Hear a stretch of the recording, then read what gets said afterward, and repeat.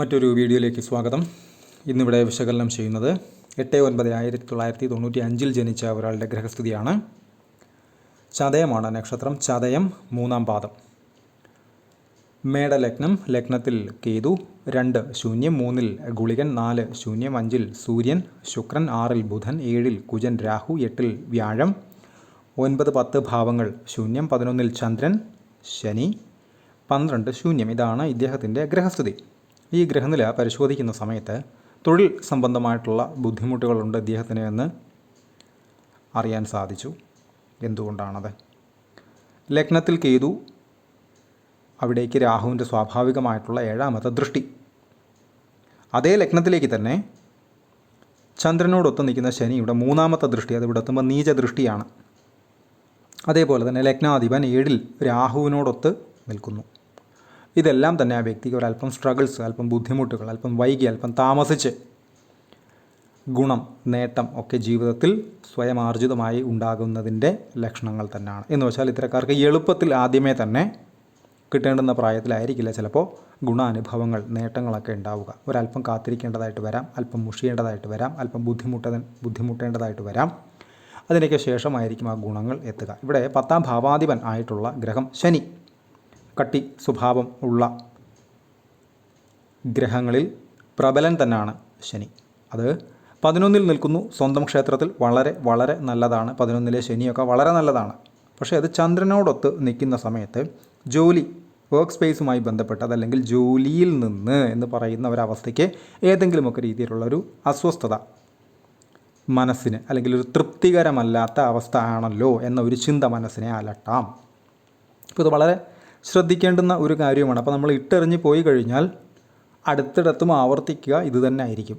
അപ്പോൾ അവിടെ തന്നെ സ്റ്റിക്ക് ഓൺ ചെയ്ത് ഒരല്പം ക്ഷമ കാണിച്ച് വേണ്ടുന്ന പരിഹാരങ്ങളൊക്കെ എടുത്ത് പോയി കഴിഞ്ഞാൽ അതേ ശനി തന്നെ അവിടെ നേട്ടമായിട്ടത് ഈ സ്ട്രഗിൾസിനെ ഗുണമായി, നേട്ടമായി മാറ്റുകയും ചെയ്യും. അതുതന്നെയാണ് 11-ലെ ശനിയെ കൊണ്ട് ഉദ്ദേശിക്കുന്നത്. ഒരിക്കലത് നേട്ടമായിട്ട് വന്നു കഴിഞ്ഞാൽ പിന്നെ ഇതിനൊരു കോട്ടം ഉണ്ടാവുകയുമില്ല.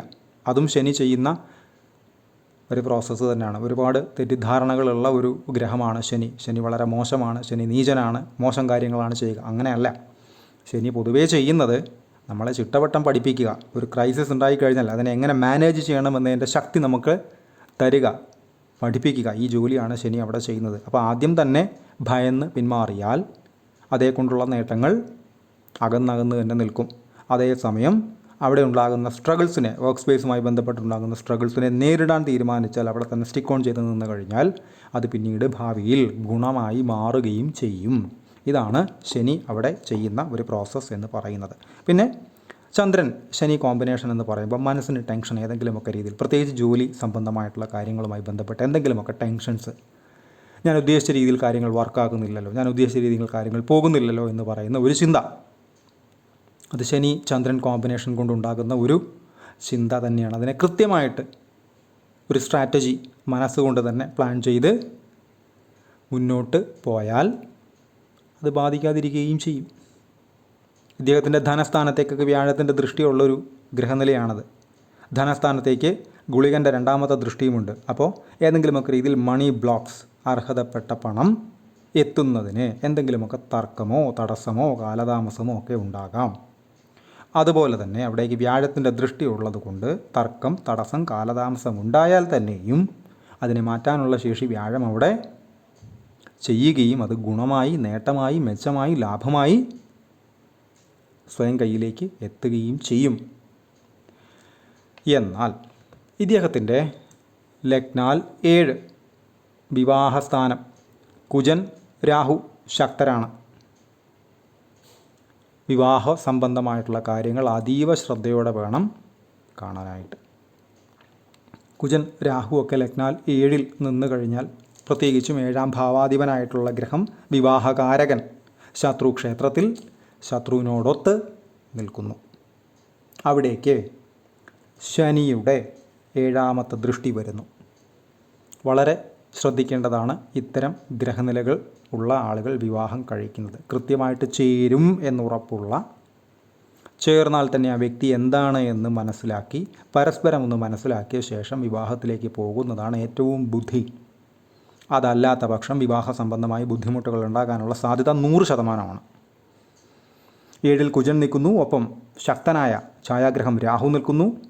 7-ാം ഭാവാധിപൻ ശത്രു ക്ഷേത്രത്തിൽ നിൽക്കുന്നു. അത് പ്രബലനായ ശത്രു സൂര്യനോടൊപ്പം നിൽക്കുന്നു. അവിടേക്ക് സൂര്യൻ്റെ ഏറ്റവും വലിയ ശത്രുവായിട്ടുള്ള ശനി സൂര്യൻ കോമ്പിനേഷൻ 7-ാം ഭാവവുമായി ബന്ധപ്പെട്ട് വന്നു. 7-ൽ കുജൻ രാഹു നിൽക്കുന്നു എന്ന് പറയുമ്പോൾ വളരെ ശ്രദ്ധിച്ച് വേണം വിവാഹ സംബന്ധമായിട്ടുള്ള കാര്യങ്ങൾ ഇത്തരം വ്യക്തികൾ പോകാനായിട്ട്, വിവാഹ സംബന്ധമായിട്ടുള്ള കാര്യങ്ങളിലേക്ക് ഇത്തരം വ്യക്തികൾ പോകാനായിട്ട്. ലഗ്നാൽ 5-ൽ സൂര്യൻ എന്ന് പറയുമ്പോൾ തന്നെ ഒരല്പം ഈഗോയിസ്റ്റിക് ആയിട്ടുള്ള ഒരു മൈൻഡ് സെറ്റ് ഓട്ടോമാറ്റിക്കലി ഉണ്ടാകും. അപ്പോൾ ഈഗോ എന്ന് പറയുന്ന അവസ്ഥയെ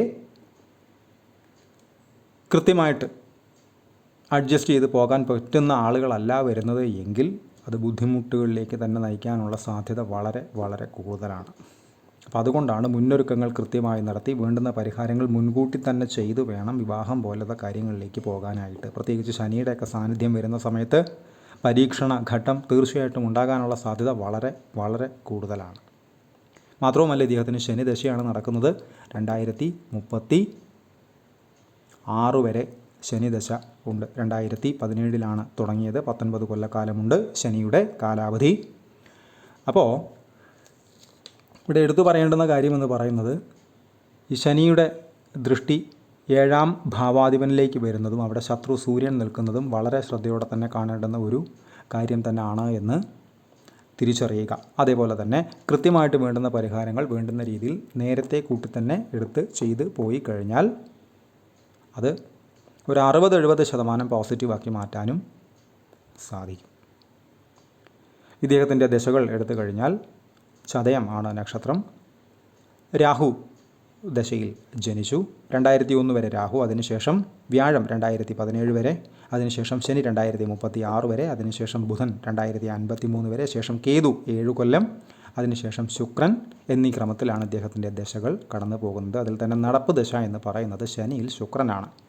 27/12/2023 തൊട്ട് 26/2/2027 വരെ ശനിയിൽ ശുക്രൻ. എങ്ങനെയുള്ള ശനി? 11-ൽ ചന്ദ്രനോടൊത്ത് നിൽക്കുന്ന ശനി.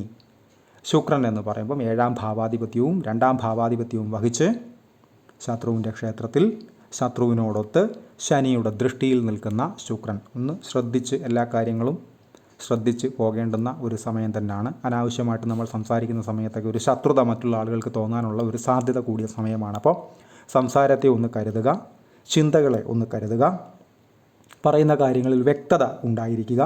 അതേപോലെ തന്നെ അനാവശ്യമായിട്ടുള്ള സംസാരങ്ങളിൽ നിന്ന് ഒഴിഞ്ഞു മാറി നിൽക്കാൻ പ്രത്യേകം ശ്രദ്ധിക്കുകയും ചെയ്യുക. പെയ്ഡ് കൺസൾട്ടേഷൻ ആവശ്യമുള്ള ആളുകൾക്ക് ഈ നമ്പറിൽ കോൺടാക്റ്റ് ചെയ്യാവുന്നതാണ്. കോൺടാക്റ്റ് ഡീറ്റെയിൽസ് ഡിസ്ക്രിപ്ഷനിൽ കൊടുത്തിട്ടുണ്ട്. ഇത്തരം വീഡിയോസ് ഇനിയും തുടരും. നന്ദി.